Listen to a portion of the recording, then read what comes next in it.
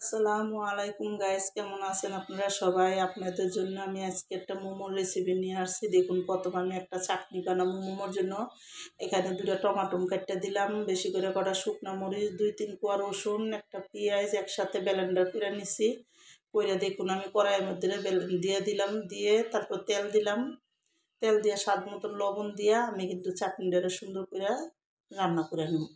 আর চাটনিটা বাগার দিয়ে সুন্দর মতন শুকনো শুকনো করে বাগার দিব। চাটনিটা বাগার দিলে চাটনিটা খাইতে অনেক মজা লাগে। তো দেখুন এখানে আমি একটু লেবুর রসও দিয়ে দিলাম যাতে চাটনিটা একটু টক টক লাগে, এই জন্য। তো আমি চাটনিটা সুন্দর মতন একেবারে বুনা বুনা করে নিব। যখন সুন্দর মতো বুনা হয়ে যাব তখন কিন্তু দেখুন চাটনিটা আমি উঠাইয়া একটা বাটিতে রেখে দেবো। আর এইদিকে আমি মোমোর জন্য ময়দা মিলামো। আমি এখানে 2 বাটি ময়দা নিছি। স্বাদ মতো লবণ দিয়ে আমি কিন্তু হালকা কুসুম গরম পানি দিয়ে মোমোর আটাটা সুন্দর করে আমি ডলবো। আর আটাটা আমি সুন্দর মতন সফট করে ডলবো, বেশি নরমও না বেশি শক্তও না, মিডিয়াম করে আটাটা ডললে ভালো মতন।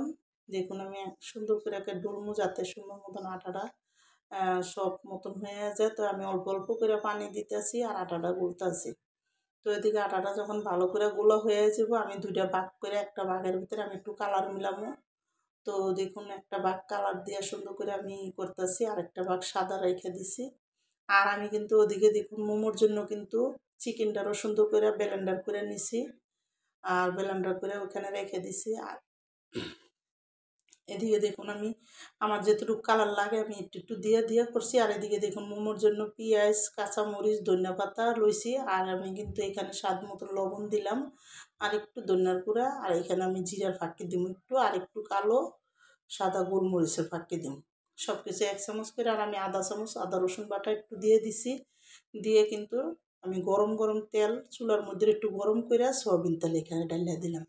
দিয়ে দেখুন হাত দিয়ে আমি আগে পেঁয়াজ, কাঁচামরিচ, ধনিয়া পাতাটা ভালো করে মাইকা, তারপরে কিন্তু আমি মোমোটা এদিকে মাইখা দেবো সুন্দর করে। মোমোর ভিতরে ভরার জন্য চিকেনটা মাইখা দেবো। চিকেনটা ভালো করে একটা মশলার সাথে মিলাই সুন্দর মতন মাখবো, যাতে চিকেনটা সুন্দর করে মাখা হইলে কিন্তু চিকেনটার ভিতরে স্বাদ মতন দেখে লবণ দিব। দিয়ে কিন্তু দেখুন আমি একটা সাইডে রাখছি। আর এদিকে প্রথমে একটা সাদা গোল্লা নিলাম অর্ধেক, নিয়ে একটা বড় করে রুটি তৈরি করবো আমি।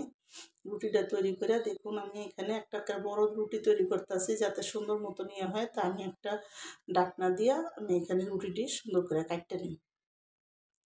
তো এইভাবে করে রুটিটা কাটতে নিলে মোমোটা বানাইতে সুন্দর হবো। এই জন্য দেখুন আমি অল্প অল্প করে এখানে ওই চিকেন ঢুকাইয়া তারপরে কিন্তু আমি দেখুন এইভাবে করে একটা ডিজাইন করলাম।